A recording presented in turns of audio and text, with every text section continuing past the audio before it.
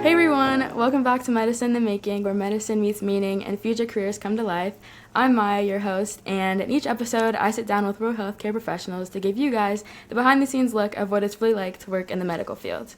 And today, I'm so excited to welcome Dr. Michael Toca to Medicine in the Making. He's a cardiologist and cardiac electrophysiologist with years of experience treating heart conditions and making a real difference in his community. Dr. Toca went to Morehouse College, got his medical degree from Case Western Reserve, and trained at some of the highest hospitals in the country, including Harvard, Brigham, and Women's Hospital, and University of Pennsylvania.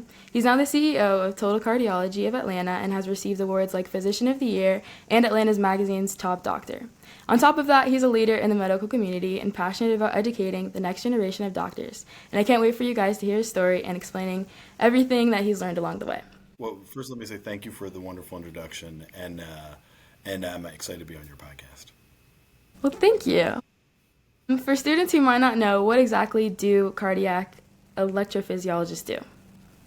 So within medicine, there's groups of specialties. So usually people may, just like you have a primary care doctor who may specialize in family medicine or internal medicine, you have other specialties like general surgery or urology. I'm specialized in internal medicine and then a subspecialization in cardiology and then another subspecialization in the part of cardiology which I do, which relates to sort of heart rhythm cardiology. And so I see patients with sort of heart rhythm disorders like fast heart rhythms or slow heart rhythms. And the procedures I typically do are like people who need a pacemaker, like a small computer that's implanted in the chest, or a defibrillator, which helps slow and fast, dangerous heart rhythms, and ablations, sort of going through the vessels into the heart and burning sites of abnormal heart rhythms. Perfect. Can you walk us through your education journey and how you got there? So I went to, as you said, went to college at Morehouse here in Atlanta. And then after college, went to medical school at Case Western, which is in Cleveland. And then after you finish medical school, everyone does a residency. The shortest residencies are 3 years, and then longer residencies can be up to 7 years. So I did 3 years of residency in internal medicine, and then 2 years of cardiology and 2 years of cardiac electrophysiology at University of Pennsylvania. The process in medicine is that once you finish medical school, usually you're in residency and you're sort of working every day in the hospital, but you're still in the training process. So it's a job in a sense, but then you're sort of still in the training process. And that process, as I say, can be anywhere from 3 to 7 or 8 years. What do you think first sparked your interest in medicine, and especially cardiology? I always had, like a lot of people, a lot of family members who were affected by cardiovascular disease. My grandfather had a heart attack. I have a brother-in-law who, has heart problems and actually got a heart transplant. And sort of seeing people while I was growing up, I always wanted to, be a doctor, but I also wanted to take care of patients like my family members and friends who, were patients who, I could feel like I could make a difference in their life in terms of treating them. And so I was interested in cardiology, and then specifically in this part of cardiology, because I wanted something where I could, in the clinic, when I see patients, there's patients I've known over many years, and sort of help them, do better with diet, exercise, medicines, and that type of thing over a long period of time. And then when I do procedures, it helps people be better over a short period of time. After the procedure, a lot of times people's are much, much better. And so, you see both aspects of it, sort of talking and have a relationship with patients over a long period of time, and then doing procedures where, people are better a lot of times right afterwards. And so I wanted something that combined both aspects of that, where I could help patients and family members and friends in different ways. Cool. What do you think led you to start your own practice? I think a lot of things. I think I wanted to make sure that, a lot of times in medicine, in corporate medicine, for patients, there's a push to sort of the speed at which you take care of patients and the efficiency of the process. And sometimes the efficiency of the process doesn't match with, what it takes to take care of the patient. And so, I think in corporate medicine is meant to optimize, the hospital and healthcare and the welfare of patients, but also, the profits of the hospital. I think in your own practice, you have an opportunity to sort of spend the time with each patient, which it may take to really be able to manage each patient. And we have some very sick patients, and so I wanted something where I had both the time and the ability to sort of decide how much time I wanted with each patient and really make a treatment plan with each patient that was tailored to them and individual. And so for me, the private practice worked best to do that. and allowed me to see patients and really form an individualized treatment plan for each one of them. That's awesome. What does a typical day look like for you now? Every day is different, and so in general, some days at the hospital all day, and so like on certain days I'll do procedures all day. So in the procedures usually start. I'll start about 8 o'clock, and the timing of procedures can vary widely. Some procedures are relatively short, which can be like an hour. Some procedures are relatively long, which can be like 5 or 6 hours, and so it varies with what type of procedure it is and how complex the procedure is. And so for very long procedures, some mixture of long and short procedures in any day. I'll do procedures sort of about 2 or 3 days a week, and those days I'll do mostly procedures. And then I'll also round on, with the residents and fellows and nurse practitioners on patients in the hospital who have problems with their heart rhythm. And then I separately have a clinic on certain days where I see outpatients who either patients who may have a heart rhythm problem or may need a procedure, or patients who we've already done a procedure on previously who we're following up on. So it's sort of a mixture of things, but it's really different every day, which is one of the things that I love, that it's something different every day. Yeah. Are there any certain heart conditions that you focus on, or is it just anything? It's so generally, all of, certainly I end up over time, certainly seeing all of cardiology. So cardiology, all the things that lead to problems with the heart.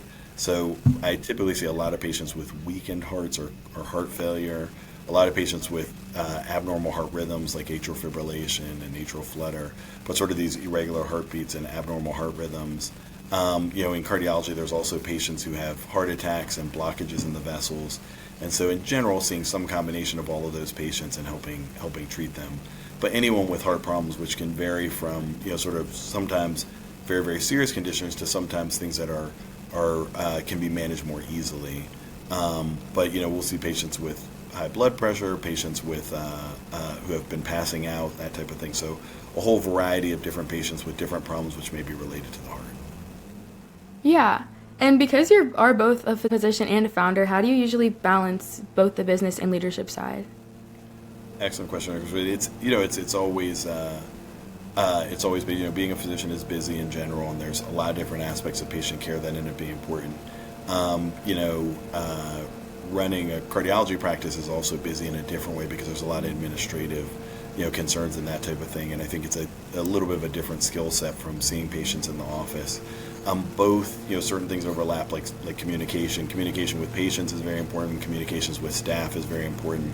The management understanding of, the running of a cardiology practice ends up being important. So it's some overlapping skills, but some different skill sets. The patients, the great thing with patients is sort of communication, joint decision making, all those things end up being very important. And on the other side of it, for the cardiology practice, there's completely different aspects like accounting and that type of thing, which end up being important. But all together, it's keeps it interesting doing a lot of different things. Yeah. Do you think there's any specific skills other than medical knowledge that you might need to be in your position? I think, to be a physician in general, obviously medical knowledge and going through medical school and learning those things are important. In my specific specialty, there's a lot of, sort of hands-on aspect in terms of procedures. And so, sort of doing the procedures and stuff ends up being an important part of what I do a lot of days. And so sort of being technically proficient, as well as the medical knowledge both end up being important from that aspect of things. And then from the practice side, sort of understanding sort of taking care of patients, taking care of, the overall nature of healthcare and sort of that business aspect of running a practice end up being important. So it's a lot of different things together, which ends up being really exciting. What do you think the most challenging part of your job is? There's a lot of challenging parts. I think in the procedures, certainly sometimes when you're doing procedures, obviously the focus on the patient and the details of the procedure are very important. We have some very, very sick patients, and so, that's obviously sort of a consistent challenge where day to day, you don't know. There can be some very sick patients, some less sick patients, but really every patient has to be managed carefully sort of during procedures and that type of thing, and just making sure things are as careful as possible. On the clinic side, I think, understanding, like any relationship in general, but certainly in a doctor and a patient relationship, is sort of getting the information from the patient and figuring out what the right thing for the patient is in concert with the patient. I always think about myself as like a consultant to the patient, as they're giving me information about sort of what's happening with them, and I'm using that information in concert with them to try to figure out the best thing. The patient knows himself better than anyone else, and so it's sort of getting the information from them so we can make a joint decision together that's going to be the best thing in terms of their treatment plan. And so there's a difficulty aspect of just making sure that I get the right information and they get the right info, and I'm communicating the right information with them about the things we can do immediately, but also over 10 years to make sure that they do very well and hopefully live to 110 years old. And so that's another challenge. So there's the technical challenge of procedures, there's the communication and management challenge of the talking with patients in the office. And then there's sort of communication and management issues in relation to running a practice and understanding all the details of that. So it's all different things, but they're all really interesting in different ways. What would you say the most rewarding part of your job is? The patients. I think in every situation, I always think I have the best job in the world, because on one day I may be talking with patients, seeing a patient I've seen for 5 or 10 years. I may have known the patient, know their family. There's a lot of people we take care of, several family members, and I know about their family, know about their friends, and sort of know the details of sort of their lives and get a chance to speak with them and figure out ways to make sure that they're doing better from a health perspective, which is exciting. And then on another day, I may be doing procedures where somebody has a dangerous heart rhythm, and by mapping out their heart and burning within their heart, we get rid of the dangerous heart rhythm that could be like a life-threatening rhythm. And so it's exciting to in different ways, but both of those are very exciting. And I think it's which is that combination of things where it's not just sort of one thing each day, and it's really different things and different complexities every day, is what makes it sort of feel like it's one of the best jobs possible. Do you know if right now there's any exciting advancements happening in cardiac electrophysiology? Oh, there's it's a sort of a technology-based specialty, so there's always a lot of different new things that are happening. There's a lot of research into new areas. Probably one of the there's always new things. There's new types of devices that we place within the heart and that type of thing to try to help hearts do better, either to stop fast heart rhythms or help the heart squeeze better, or other things. There's new types of ways to get rid of the abnormal tissue that cause abnormal heart rhythms that are either safer or they deliver the energy in a better way. And so there's a lot of great advances and new advances in the field all the time. And so one of the advantages that we're always sort of seeing new technical improvements and new technical changes of new different things that we're using to try to better improve people's heart function as well as stop abnormal heart rhythms. And because you do have a private practice, how do you usually stay up to date with all of those new advancements? Well, and so I have a private practice, and I also work with Morehouse School of Medicine, and so I'm working with fellows and residents all the time, and so we're always discussing sort of new technology, new studies that have come out, new advances, and so it's something that we're working on all the time and things. And so the mixture of sort of the academic side with the medical school as well as with the private practice side is really helpful in sort of seeing both sides of things and always staying up to date on what's happening. And you also said that a lot of your patients have to go through with a lot of life-threatening situations. What goes into making those critical decisions in such high-stakes situations? I think in a there's acute situations where there's something happening right then, and then there's sort of more long-term situations. If you have a long-term situation of a patient who's sick, it's sort of trying to figure out all the things, working with the patient to figure out all the things that can help make the patient better over a period of time. Sometimes it's a medicine, but sometimes it's changes in diet, changes in exercise, people decreasing stress, getting more sleep, any of those things that overall improves their health for patients who have long-term chronic illnesses, to try to make them better and be in the best state that they can be. In an acute situation, if something's happening, a lot of times it's sort of an emergency situation, and so it's sometimes medicines or procedures that make them better, sort of in a right now sort of sense. What procedures do you personally enjoy performing the most? All the procedures I do, they're all a little bit different. Defibrillators and pacemakers, that's more sort of inserting devices into the heart. And so that's an interesting procedure, and every patient is different. You never know what to expect when you go. One thing I always tell the fellows is like you even the simplest procedure, you never know what to expect when you go in. And sometimes the most complex procedure ends up being very straightforward, and the easiest procedure ends up being complex. And so you always want to be ready for whatever is happening, no matter what. And so a lot of times, those type of procedures are interesting. Ablation procedures, which is where we burn in the heart, those are often interesting, partially because a lot of times the patient has an abnormal heart rhythm that we get rid of right then. And so they may come in the heart rhythm, and then they're out of the heart rhythm and doing better, when they go back to their room. And so it's just the immediacy of someone coming with this abnormal or dangerous heart rhythm, and then it's fixed when they leave, is in itself very satisfying. For students that are curious about the hands-on part of your job, what makes electrophysiology procedures different than other surgeries in the medical field? It's all specific to the heart rhythm, and it's a different type of procedure. There's all different types of procedures within medicine and different specialties. These specific procedures are all related to the heart rhythm and treating the heart rhythm, and it's a specific set of procedures related to that. I think it involves both the technical procedure sort of with your hands, but also understanding what's happening with the heart rhythms during the procedure. For example, someone may have one abnormal heart rhythm, which may change to other abnormal heart rhythms during the course of the procedure, and be able to see and recognize exactly what's happening with the rhythms of the heart during the procedure ends up being important. And then what advice would you give either a high school student or a college student who is interested in becoming a cardiologist?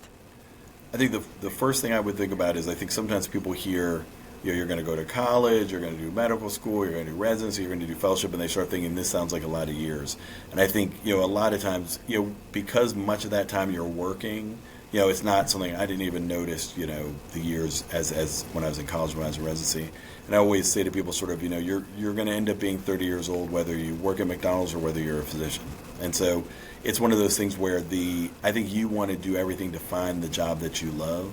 And within medicine in general, let me speak about medicine in general, I think there's so many great fields and so many different areas that I think any person, can find a job that they love within medicine. And there's all different, every specialty has complexities and has, different skills that it requires, and finding the right specialty for you is important no matter what the specialty is. If you had someone who really didn't like talking to people at all, if they go into a field like pathology or certain areas of radiology, they may not have a lot of patient interaction directly. They may look at studies and films. Pathology, they may look at slides and do autopsies. If you had someone who loved to talk to patients and they talk to patients all day, if they went into a primary care profession, they may see patients all day, get to know patients over a long period of time, get to know their families, get to know their friends. So there's really something for everybody within medicine, and I think that it's a overall phenomenal area of work. And so it's one of those things where I could not, for myself, I couldn't have made a better decision than to go into medicine, because I really enjoy what I do every day. Well, I love that. Do you have anything else you want to tell the audience?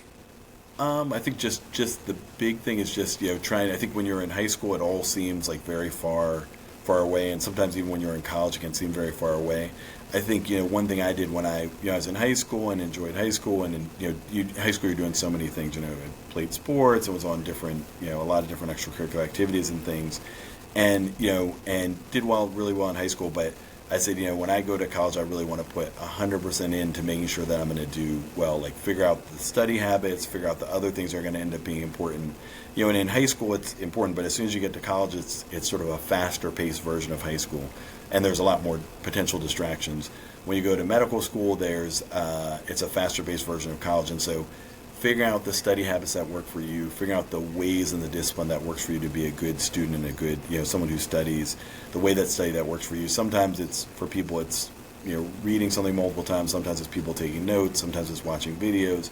Whatever it is that works for you and what doesn't work for you, understanding those things in high school so that when you get to college, you can make sure that you do really well. And then when you're in college, avoiding some of the distractions that there's a lot of possible distractions, and sort of avoiding some of the distractions. And then the last thing I'd say is sort of, it's always a difficult choice to pick the right college for you. Especially now, there's a lot of different things to think about. There's, the details of what the college has to offer in terms of, its majors and that type of thing. There's the cost of the college. College can be very, very different cost. And so really looking at the cost of the college and figuring out, between parents and student loans and other things, exactly what's happening with that, because student loans can be certainly a long-term issue, and it's one of those things you don't want a situation. If you have student loans, you want to pay them off as quickly as possible, so you don't want something where you're paying off student loans for a long time. And then just who's at the college, like what's the personality or the nature of the college, and is it something that matches with you, and is there people there that you would like and enjoy?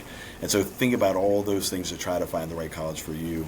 When I picked a college and when I picked a medical school, and even to some degree when I picked a residency, a lot of what I was deciding on was, what was just sort of my feeling about the college. Even when I went to Morehouse, my intention initially was not even necessarily to go to Morehouse, but when I went on the college tour and I went with my dad and went to different cities and looked at different colleges, when he was working and busy on business that day, and he just dropped me off at the college, and when I talked with the people there, I said, this is the type of man that I want to be, like the people here, once I talked with people and met people and that type of thing. So I think it's finding the right institution for you, which may be Morehouse, it may be Harvard, it may be Yale, it may be whatever, it may be University of California, whatever it is, but finding the right college for you that matches and agrees with you. And it's one of those things, when I looked on paper or when I read the brochures or something, I don't think, it didn't help me necessarily make the choice. And we went to a lot of beautiful, campuses and beautiful buildings and beautiful dorm rooms and all that stuff.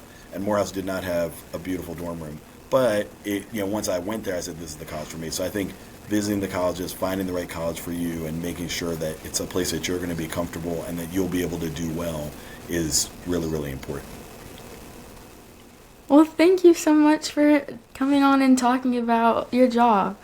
Thank you. I think it was really interesting, and I learned a lot. Excellent. Thank you. I'm happy to help out. It was a great podcast, so definitely tell me any other ways I can help. Of course. And for everybody watching, thank you so much. I hope this conversation gave you guys a little bit more motivation, clarity, or just helping you figure out if this is the right path for you. If you want any more updates, guest highlights, or behind-the-scenes looks, make sure to find our Instagram at Medicine in the Making. And always remember to keep dreaming big, keep learning, and remember that the future of medicine starts with you.